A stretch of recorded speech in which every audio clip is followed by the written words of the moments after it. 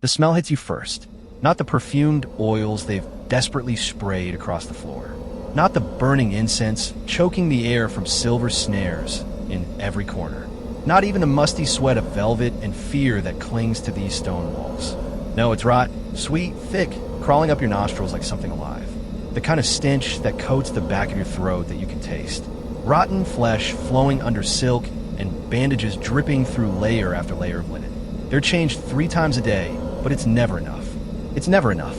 You see a courtier stumble backward from the doorway, his hand clamped over his mouth. His face has been stained with rotting flesh. Another man, a baron whose name you'll never remember, hides in a corner, his breakfast splattered across tapestries worth more than entire villages. No one moves to help him. No one dares step closer to that door. The younger ones, the newcomers who have only known Henry as this swollen silk figure, they press a handkerchief dipped in lavender water to their faces. It is nothing. The older courtiers, the ones who remember him young and golden and terrifying in a completely different way, they have learned to breathe through their mouths. Shallow gulps. Never deep breaths. Never. Then you hear it from the other side of the door. A low moan that starts human and ends somewhere else entirely. Painful voice. The kind of sound that makes your spine try to crawl out of your skin. The guards flanking the entrance stand rigid, their eyes fixed on nothing. You wonder how long they've been there, how many hours they have listened to these sounds, whether they will ever sleep properly again.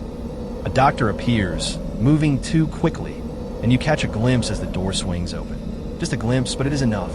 Mountains of pillows and silk, something massively propped up among them. Flesh stained with candle wax. And there on the nightstand, bowls of you peeking away before your mind can process what's in the bowls, what they've drained from him. The door slams shut. The doctor rushes past, not recognizing anyone. His hands shake as he grabs a pile of dirty bandages. You smell them as he passes. Death and infection and something sweeter, something worse. Behind you, someone whispers. How long? Days. Another voice answers. Maybe hours. The fever. Shut up. A historic command. You'll lose your head for prophecy. Because that's the law, isn't it? Predicting the king's death is treason. Has been for centuries. So everyone knows his death. Everyone can smell his death, and not one person can say it out loud. You press yourself against the wall as more doctors arrive. They move with the grim determination of men going to their own executions. Because what can they do? What miracle can they perform now? The body behind that door is a battlefield they lost months, maybe years ago. They're just here to watch, to be there when it happens, so they can later testify that they did everything possible, that it wasn't their fault. Dear God, don't let them be blamed. Another long moan this time, followed by words you can't decipher. Except you catch one, just one. Jane Seymour, dead 11 years ago. The only wife he seemed to actually mourn. The one buried in Windsor is waiting for him because he had it ordered years ago, when he still thought death was something that happened to other people. Footsteps echo down the hall. Heavy, purposeful men in expensive velvet, moving with the kind of relaxed authority that says they are about to inherit the earth. The Seymour brothers, Edward and Thomas, here to tend to their dying brother-in-law. Well, that's what they would say, but you can see it in their eyes. The calculation, the plans already made, the coup already underway, because it's the other smell in this palace beneath the rot and the incense and the fear. Opportunity, the king is dying. The heir is 9 years old, and England, powerful, Protestant, wealthy England, is about to belong to the fastest, the smartest, the most ruthless. As the door finally opens for the last time, a scream rips through the air. Raw, animal, the kind of sound you didn't know a human throat could make. It goes on and on, rising and falling until it's not even a scream anymore. Just noise, just the sound of a body reduced to nothing but pain. Then silence, worse silence, the kind that makes you count your heartbeats and wonder if this is it. If it's finally over, then breathing, slick and wet. But there, not yet. You think about who's behind that door. Really think about it. That's Henry VIII in there. Henry the Tudor, the man who told the Pope to go to hell and made it last. Who married 6 women and got rid of them like he was changing clothes. Who destroyed monasteries, enriched nobles, killed thousands, reshaped English religion because he wanted a divorce and wouldn't take no for an answer. The man who was once beautiful, really beautiful, 6 feet tall, athletic, golden-haired, and so charismatic that ambassadors rode home in awe. Who danced for hours, who jousted, hunted, and composed music who was supposed to be England's great Renaissance prince. That's him rotting alive behind that door. 38 years of absolute power. He took everything he wanted. Anyone who opposed him, he eliminated. The entire country bowed to his will or collapsed in the attempt to resist. And now he can't even control his own bowels. Can't walk, can barely speak, can't stop the infection from eating him alive from the inside out. This was once the most powerful man in Europe. Now his flesh and pus and the smell of death wearing a crown. And you're about to watch him die. Before we walk through that door, if you're the kind of person who can't look away from history's darkest truths, hit that like button right now and subscribe to Crimson Historians, because we're going to take you places where textbooks can't, places where they can't. This is just the beginning of Henry's final nightmare. And believe me, you don't want to miss what happens next. Let's go inside. The door opens. You step inside and the heat hits you. The fireplace is roaring. The wood is crackling. The room is 90 degrees, but the thing in the bed is wrapped in fur. Trembling, you force yourself to look at him. His face is bloated beyond recognition. His neck has disappeared into folds of flesh. His eyes are buried so deeply in swollen tissue that they look like raisins pressed into dough. It can't be the same man, but it is. Go back with me. April 1509. You are on the streets of London, watching the coronation of the new king. At 17, Henry VIII looks like God's favorite creature. 6 feet 8 inches tall, when most men barely reach 5 feet 7 inches. Shoulders like a ball, a waist you could wrap your hand around. Hair that catches the sunlight and turns it golden. His robes of gold, literally gold, thread woven into silk. And he shimmers like something from mythology. The crowd screams until their throats go raw. 3 years later, you see him at a tournament. His armor is polished steel, engraved with Tudor roses, perfectly fitting his 3-foot waist and 4-foot chest. He charges. His lance hits the opponent's field on the breastplate. The knight flies into the air, crashes, doesn't get up. Henry spins around, raises his visor, and smiles. The audience goes crazy. At the party afterward, he dances for 6 hours straight. His partners collapse from exhaustion. Henry continues. Then he takes a lute and plays for another hour. Compositions he wrote himself. The Venetian ambassador writes home. He speaks French, English, Latin, and Italian. He plays the lute and harpsichord, sings by sight, draws his bow with greater strength than any man in England, and just in a fantastic way. This is the man who tells the Pope that England now wants its own church, who has Thomas More beheaded for disagreeing, who tears down monasteries stone by stone, who invents charges against him in Berlin and has her head cut off, then marries Jane Seymour 11 days later. Absolute power. For 3 decades, what Henry wants becomes law. What he doesn't want ceases to exist. His body seems indestructible until January 24th, 1536. Greenwich is tilting. Henry's 4 on.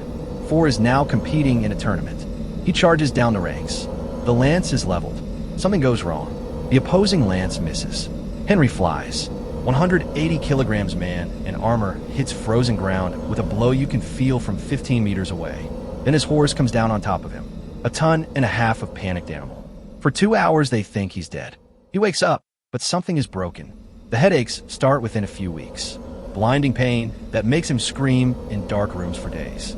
His temper becomes volcanic, unpredictable. He laughs. Then suddenly someone is arrested and executed. The leg wound from the accident doesn't heal. A small wound that gets bigger. Starts crying constantly. They try everything. Pick fuses, etching with hot irons. Henry bites into leather. Nothing works. The wound tunnels deeper. You can sometimes see bones and the weight gain begins. Not normal middle-aged weight. Something pathological. His 90 centimeters waist expands to 102, then 112, then 146. In 1545, his armor shows a waist of 146 centimeters, almost 1.5 meters in circumference. His face puffs up. His chin disappears into folds. His legs develop more wounds. Both legs now open wounds that never close. It becomes impossible to walk. They build him chairs with pulleys and straps. 6 men to lift him, carry him from room to room, because the King of England can no longer walk. Modern doctors have theories. Traumatic brain injury from the jousting accident that damaged the part of his brain that controls impulses and emotions. Cushing's syndrome, a tumor that floods his body with cortisol. Type 2 diabetes for sure. His doctors noticed that his urine tasted sweet. and sweet urine means wounds that won't heal. Whatever the cause, the effect is undeniable. By his 50s, Henry VIII is unrecognizable. 400 pounds of failing organs and infected tissue, but he's still king, still signing death warrants, still convinced that he'll somehow recover, still believing he's the man from the paintings. If you're still watching this, you want the truth, the blood, and the psychological horror. So why haven't you subscribed? 98 of you haven't clicked that button. If you don't, tell me in the comments what's stopping you, because we're about to witness this man's final descent. December 1546. You are outside the king's bedchamber at Whitehall, and you can hear him through the door. No words, just groans, rising and falling like waves. The doctors are coming in and out. Each time they come out faster, carrying bundles you don't want to examine. A younger doctor is trying to explain what is to be seen. Left leg, the wound has turned black. The tissue is lower, so lower your voice. But if we don't tell him, then tell him he is dying. Will you lose your head for prophecy? Because predicting the king's death is treason. They all know he is dying. No one can say. Inside, Henry's leg wound has become gangrenous. The flesh around the wounds has gone from red to purple to black. Dead tissue that smells like a battlefield 3 days after the fighting. They cut away the rot when they can. When Henry is ready enough to endure it, he cuts up the English king, like butchers trimming rotten meat. He screams during these procedures. The sound carries through the palace. The fever comes more often, every few days, sometimes daily. His temperature rises until he is delirious, beating and shouting at people who are not there. Cromwell, where is that traitor? Cromwell has been dead for 6 years. Catherine of Aragon, come here. She has been dead even longer. The fever breaks and is clear for a few hours. He signs documents with a hand that shakes so much that the signatures barely look like letters. The isolation becomes thicker than the stench. Who will visit him? Who will see the king drool and wail? Who will be alone with him when he dies? His fools stop coming. He claims he is sick.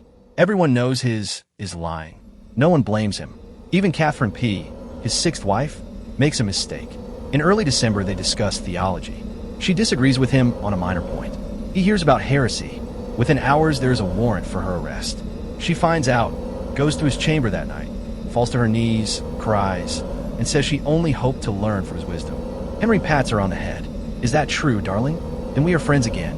The warrant disappears. Even as he dies, he can still kill you. January 1st, 1547. The new year begins without the King of England, too weak to join in the festivities. The first week of January, he does not leave his bedroom. Can't. He stays in bed in pillows and furs, which are constantly changed because they seep through. His appetite fails. A few bites of bread dipped in wine. Sometimes not even that. The second week, the fever returns, but gets worse. So high that his skin is warm through the blankets. At the top, his is completely gone. His eyes are open, but he sees nothing. He has conversations with the dead, quarrels with ghosts. When the fever breaks, maybe an hour of lucidity.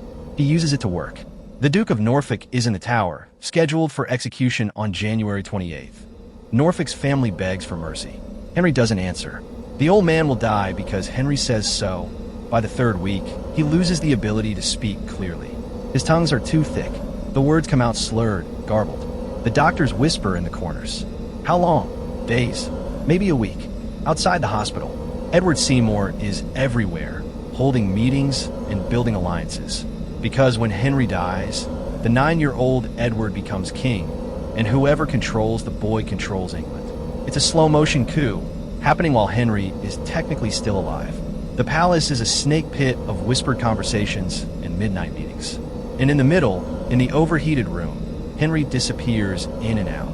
His breathing changes. Shallow, irregular, long pauses that make everyone freeze before it starts again. The staff work in shifts. For hours on, 8 hours off. No one can take it anymore. Outside, London continues. The markets open. Children play. Inside the palace, everything awaits. The greatest tyrant in history dies alone in his own filth. If this story grabs you, why haven't you subscribed to Crimson Historians? 98 of you haven't. Leave a comment if you don't want to. Tell me what content you need, because we're about to watch a king take his last breaths. January 21st. You watch Henry sign his last document. His hand shakes so violently that it takes 3 tries. The signature that once flowed boldly and confidently across treaties and death warrants now falters like a child's first attempt at writing. Henry R. for Rex for King. Someone supports his arm. The quill scratches across parchment. The ink barely dries before an attendant whisks it away. The shaky signature is the last time Henry VIII writes his own name. January 23rd. He can no longer get out of bed, not even to his chair. The effort is too great. So the chair sits empty across the room, and sometimes when he is ready, he stares at it. You wonder what he is thinking, whether he remembers what it felt like to walk, to dance, to fight, or whether he is too busy drowning to remember anything. The death watch begins, although no one calls it that. Men begin to appear at odd times. Noblemen who have been carefully absent suddenly have urgent errands nearby. Not in the room. God, no, not that smell, but close by. In antechambers, lingering in corridors, positioning themselves for what comes next. Inside, maybe 6 people at a time. Doctors checking pulses with careful fingers. Officers adjusting pillows. A secretary in the corner, in case the king manages to pronounce orders. They rotate constantly. No one can keep a full watch any longer. January 25th, they bring in the priests. It's expected standard. The king should receive last rites, confess his sins, prepare his soul. Henry refuses. Maybe it's pride, maybe denial. Maybe he even now believes that he will recover, that the fever will break, that he will rise from this bed and rule for another decade. Or maybe he's terrified because Henry broke with the Catholic Church, declared himself supreme head of the Church of England, spent decades arguing about salvation and sin, and now finally, what if he was wrong? What if Rome was right, and is about to be judged for ism and heresy and the blood of 2 wives? So he waves the priests away with weak, fluttering hands and continues to die. January 26th. His unconscious is more than awake now. His breathing has changed. Shallow, irregular, punctuated by long pauses where everyone holds their breath and thinks that's it. Before he gasps back, the smell has reached a crescendo. Despite the open windows, despite the icy air rushing in, despite the burning herbs and perfume and desperate scrubbing, the room reeks of death. His skin has turned a waxy yellow. His lips are cracked and bleeding. His eyes, when they open, see nothing anymore. They open the windows no more. The January cold is pouring in, but it's better than suffocating in the stench. The curtains below. Frost forms on the inside of the glass. Henry shivers under his fur coat, but no one closes the windows. Outside in the hallways, courtiers pray, not for his recovery, perhaps for his soul, mostly for this to be over. Inside the antechamber, they conspire. Seymour and his faction finalize plans. Other nobles try to decide which side to support. No one sleeps at Whitehall Palace. That night, Archbishop Thomas Cranmer received a summons to Canterbury. The king wants him, needs him. Cranmer has been Henry's archbishop for 15 years. He helped orchestrate the break with Rome. He got the divorce from Catherine of Aragon that started it all. He rides through the January cold, his horse's breath misting. He has no idea what he will find.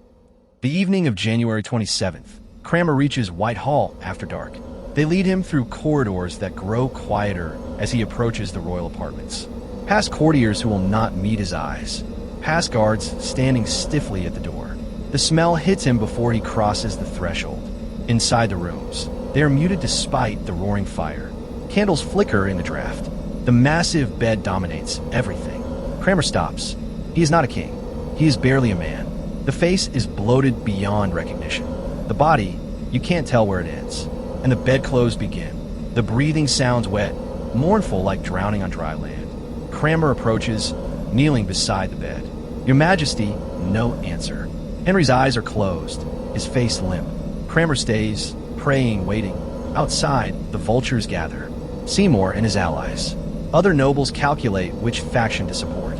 Secretaries prepare announcements they are not yet allowed to make. No one sleeps.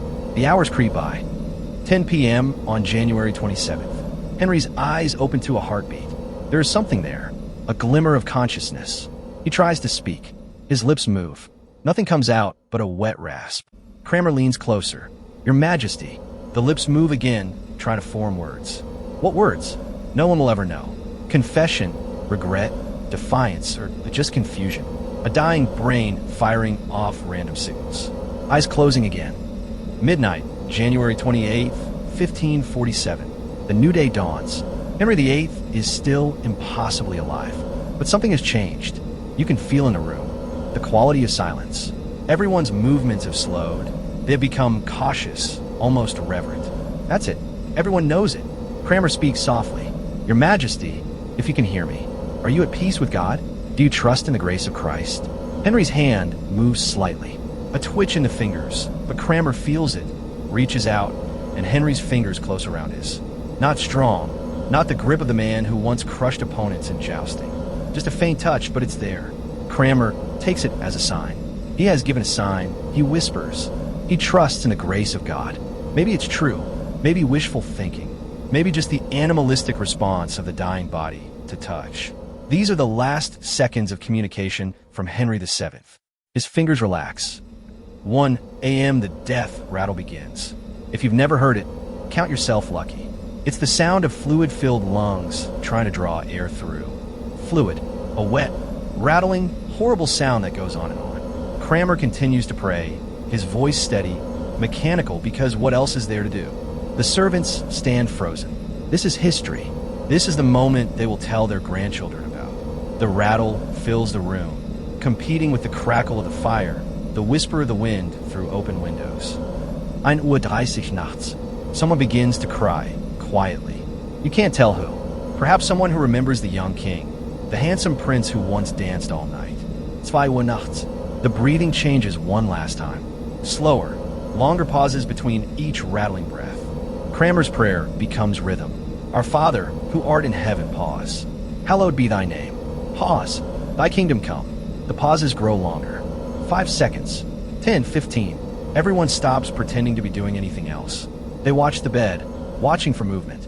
20 seconds. Still nothing. 25. Cranmer stops praying mid-sentence. 30 seconds of silence.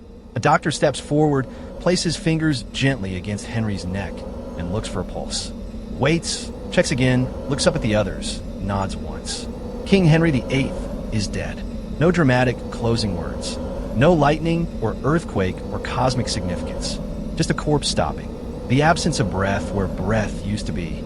Around 2 a.m. on January 28, 1547. 55 years old. The room remains frozen for what feels like hours, but probably seconds.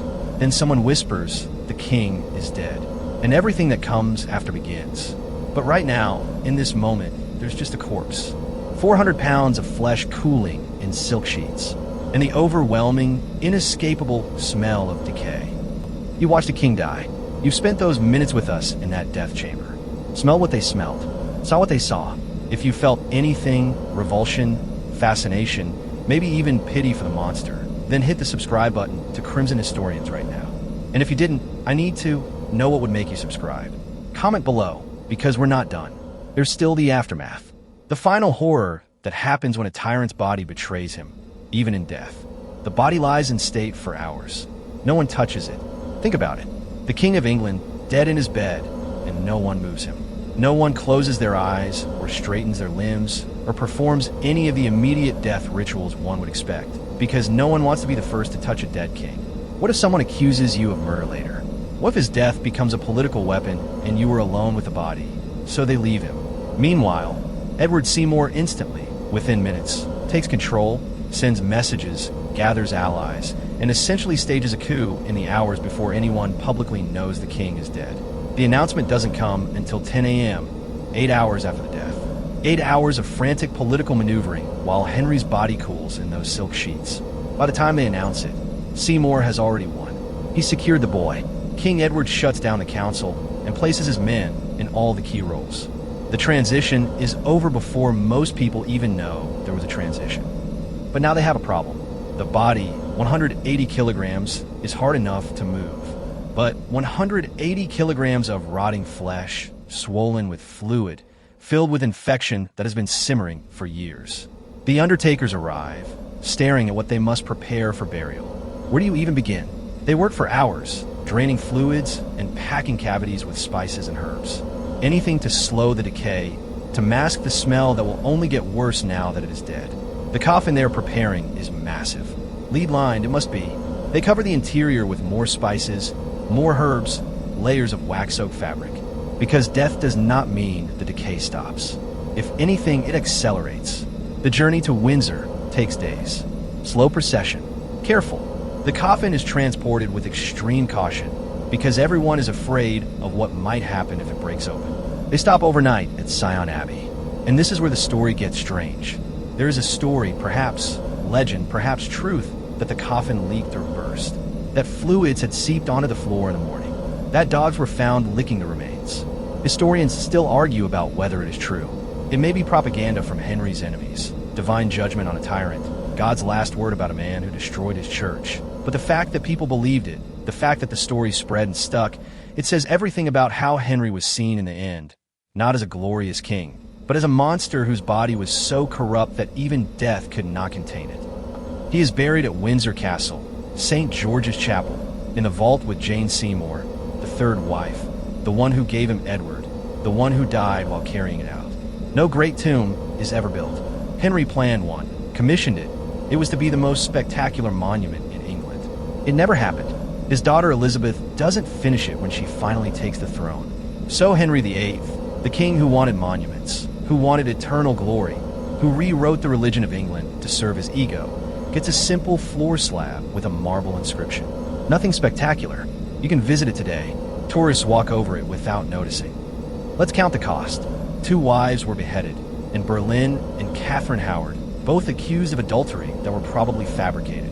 Both were killed because Henry wanted them gone. 2 wives were divorced, Catherine of Aragon and Catherine of Cleves.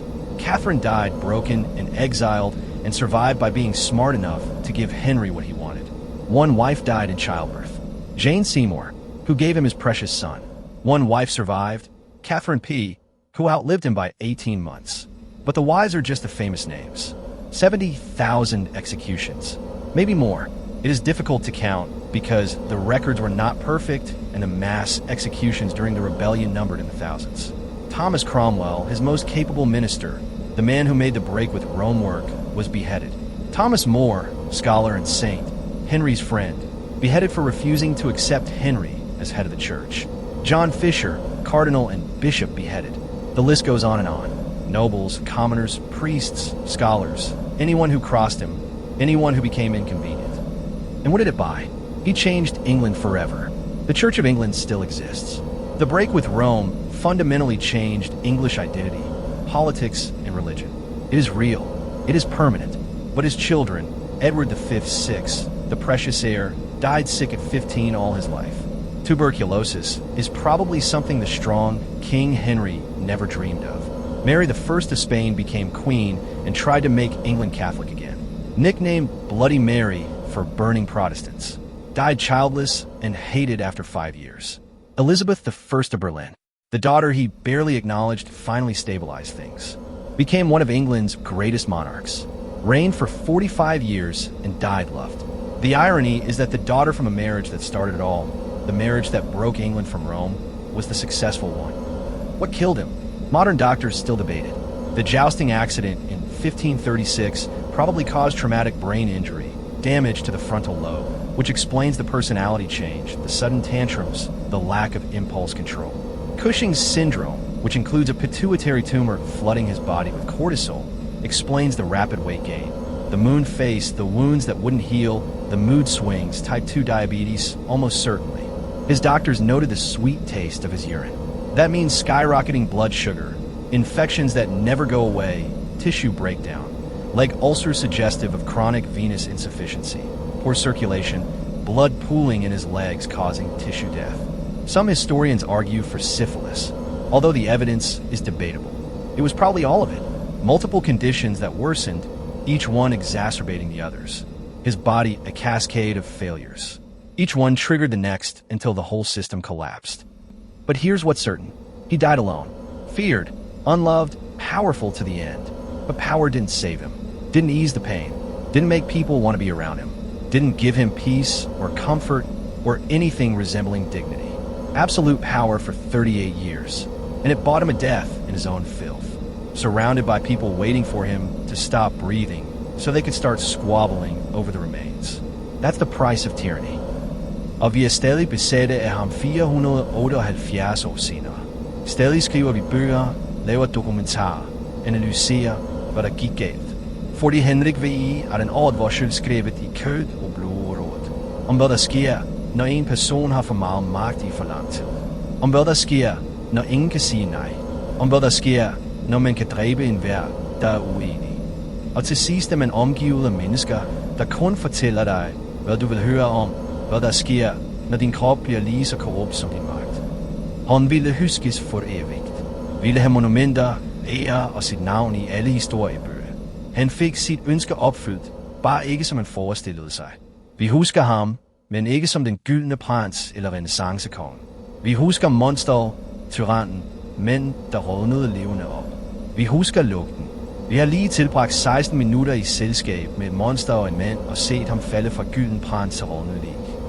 Crimson historien springer dig disse blodige sandheder hver uge. Den virkelige historie, ikke den rensede lærebogsversion. De dele, der lugter og gør ondt og gør dig utilpas. Vi opbygger et fællesskab af ægte historieelskere, der ønsker sandheden, uanset hvor mørk den er. Deltag ved at trykke på abonner-knappen, eller fortæl mig i kommentarerne, hvorfor du ikke vil. Hvad holder dig tilbage? For i næste uge tager vi et endnu mørkere sted hen. Absolut magt, absolut korruption, absolut ensomhed. Det er den ligning, Henrik VIII beviste i kød og knugler og rådne vafler. Han havde alt, hvad et menneske kunne ønske sig. Rigdom uden mål. Autoritet, der bogstaveligt talt var guddommelig følge de lov, han skrev. Evnen til at omforme et land, en religion, selve historiens gang. Og det købte ham ingenting, hvor det betød noget. It didn't make the pain less. Didn't make people love him. Didn't give him a peaceful death or even a dignified one. He died badly as any peasant in a ditch. Worse, maybe because he had 38 years to see it coming and couldn't stop it. That's Henry's final lesson, the one they don't teach in school. Even kings die bedly, especially kings maybe, because when you've had that much power for that long, when you've removed everyone who tell you uncomfortable truths, when you're surrounded only by people terrified of you or using you, there's nobody left when you actually need them. Nobody to hold your hand because they care. Just people holding your hand because they're required to, counting the minutes until you stop breathing. There's humanity in this horror, though. That's what makes it so compelling. For centuries later, Henry wasn't born a monster. You saw what he was. Beautiful, talented, charismatic, the kind of prince people write songs about. Something broke him. Maybe the jousting accident. Maybe the accumulation of power with no checks. Maybe just the slow corruption that comes from getting everything you want for decades until you forget other people are real. But underneath the tyrant, underneath the rod, there was still a man calling for his dead wife in fever dreams. Scared enough of judgment to refuse last rites. Human enough to feel pain even if he'd stopped feeling empathy. That's what makes it tragic instead of just grotesque. He could have been different. Could have been the king they thought he'd be at 18. Could have used that intelligence and charisma and power for something other than ego and paranoia and body counts. But he didn't. And this is what history really looked like. This is what it really smelled like. Not the clean paintings in museums. Not the dramatic movies with beautiful actors dying beautifully. This pain and puss and terror and the wet sound of man drowning in his own fluids while people plot in the next room. This is the truth history classes skip over. The parts that make you uncomfortable. The parts that smell. And if you want more of it, if you want to know what really happened when Robbie's jaw was blown off before his execution, when they had to hold the shattered bone in place just to get his head on the guillotine, we're covering that next week. The architects of terror always end badly. Always. And we're going to watch every second of it. You made it to the end. 17 minutes in a death chamber with crimson historians. That means something. It means you're not squeamish. Not looking for comfortable history. You want the real thing. The blood and horror and psychological darkness that shaped our world. If you enjoyed this descent into the parts of history they don't show you, subscribe right now. Hit that button. We do this every week.